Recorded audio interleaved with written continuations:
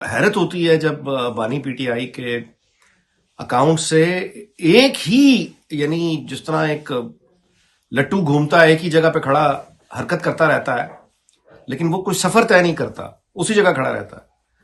اسی طرح بانی پی ٹی آئی کا جو ٹویٹر اکاؤنٹ ہے اور جو ان کی ایک ویژن ہے جس کو ٹنل ویژن کہنا چاہیے، وہ ٹنل ویژن کے مطابق ان کی تمام تر آپ دیکھ لیجئے بیانات جتنے بھی آ رہے ہیں وہ بہت پرسنل اٹیک کرتے ہیں فیلڈ مارشل عاصم منیر پر. اور اس یعنی وہ لٹو جس طرح ایک جگہ پھنس جاتا ہے، نکلتا نہیں ہے. کوئی ریکارڈ پرانے زمانے میں چلتے تھے تو وہ پھنس جایا کرتے تھے، سوئی ان کی، وہ آگے نہیں بڑھتے تھے.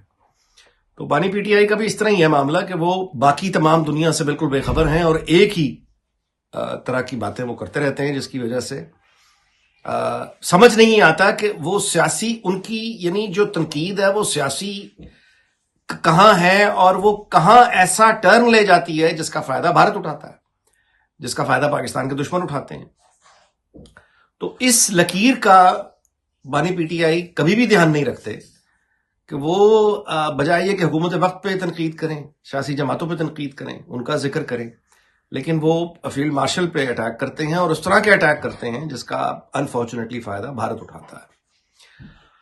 اب سننے میں یہ بھی آ رہا ہے کہ شاید وہ اپنی یعنی ڈیسپریٹ قسم کی خیالات ان کی طرف سے سنائی دے رہے ہیں. لوگ جو ڈسکس کر رہے ہیں کہ شاید وہ اپنی پارٹی ڈیزالو کر دیں، قابو میں تو آ نہیں رہی پارٹی، تحریک میں بدل دیں، وہ بڑے پیمانے پہ استعفے دے دیں.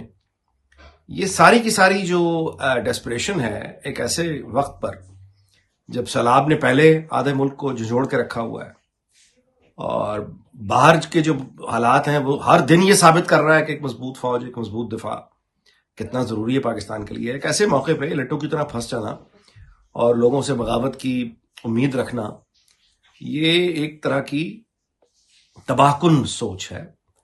اور خود بانی پی ٹی آئی کے لیے اچھا ہے کہ وہ ایک جگہ جہاں پہ وہ پھنس کے رہ گئے ہیں ریپیٹ کرنے لگے ہیں. اور یہ خود پی ٹی آئی کے اپنے لوگ ہیں جو رو رہے ہیں اب سوشل میڈیا پہ کہ اب وہ پہلے والی بات نہیں رہی.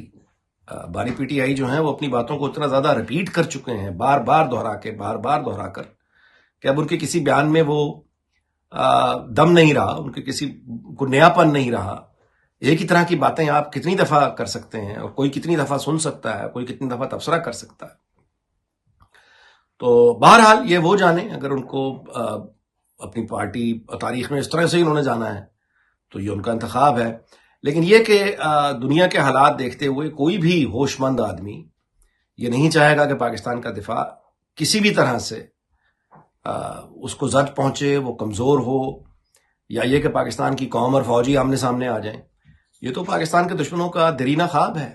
اور اگر ایسا خدا نخواستہ اس طرح کی کوئی صورت بننے بھی لگی تو اس کے بعد یہ بے رحم جو دنیا ہے، مطلب پاکستان تو پہلے کھٹک رہا ہے، تو آپ کے خیال میں پاکستان کو کوئی بخشے گا؟ دنیا کا باہر کا کوئی ملک بخشے گا؟ تو ان چیزوں کا خیال رکھنا چاہیے کہ آپ نے جہاں تک یعنی سیاسی مخالفت اگر آپ کے نظام کے ساتھ ہے تو اس کا جو کینوس ہے وہ براڈ ہونا چاہیے، اور آپ کے جو تبصرے ہیں اور آپ کی جو فوکس ہے اس کا بھی جو میدان ہے اس کو وسیع ہونا چاہیے. معلوم ہونا چاہیے کہ بانی پی ٹی آئی کا پاکستان کے مضبوط دفاع کے بارے میں ان کا کیا موقف ہے. اب ایک طرف سے وہ یعنی ایک خوارج ہیں جو پاکستانی فوج کے اہلکاروں پر، افسروں پر حملے کرتے ہیں، ان کو شہید کر رہے ہیں. دوسری طرف سے بانی پی ٹی آئی کے بیانات سے تاثر یہ ملتا ہے گویا وہ ان کی حمایت میں کھڑے ہیں. یعنی وہ یہ بتانے میں بھی ناکام ہیں کہ اس مسئلے کا ان کے نزدیک آخر کیا حال ہے. ایک اٹیک ہو رہا ہے، دن رات اٹیک ہو رہے ہیں ریاست پاکستان پر، تو ظاہر ہے کہ جو لوگ اس کی اپنی جانیں دے رہے ہیں، شہید ہو رہے ہیں، ان کے بارے میں کیا موقف ہے بانی پی ٹی آئی کا، سامنے نہیں آ رہا. اور خود خوارج کا بھی جو مسئلہ ہے، میں آپ سے گزارش کرتا چلتا ہوں کہ یہ صرف یہ بنیادی طور پہ وہ بھی ایک مذہب کی غلط انٹرپریٹیشن کی وجہ سے بہرحال ایک لوگ اس کو ایک آئیڈیالوجی، ایک نظریہ سمجھتے ہیں. اس کا مقابلہ صرف بندوق اور گولی سے کرنا بہت مشکل ہے. وہ ایک قومی سطح پہ ایک اس انتشار کو ختم کرنے کے لیے، اس کنفیوژن کو ختم کرنے کے لیے جس طرح کی ایک نظریاتی تحریک اٹھنی چاہیے جو بالکل واضح ہو، اس میں ابہام نہ ہو، اس طرح کی کوئی نظریاتی فکری تحریک دور دور تک اس کے کوئی آثار نہیں ہے. نہ اس میں حکومت انٹرسٹڈ ہے، نہ متعلقہ حکومت کے جو وزارتیں ہیں وہ لوگ انٹرسٹڈ ہیں، نہ پارلیمنٹ انٹرسٹڈ ہے. سارا کچھ بس وہ فوج پہ ڈالا ہوا ہے، لا انفورسمنٹ پہ ڈالا ہوا ہے کہ وہ لڑتے رہیں. لیکن جو اصل لڑائی کا میدان ہے وہ نظریات اور سوچ کا میدان ہے. وہاں پہ دور دور تک ہمیں کوئی ایسی کوشش تک نظر نہیں آ رہی کہ اس تباہ کن سوچ کو سچائی کے نظریے کے ساتھ کاؤنٹر کیا جا سکے.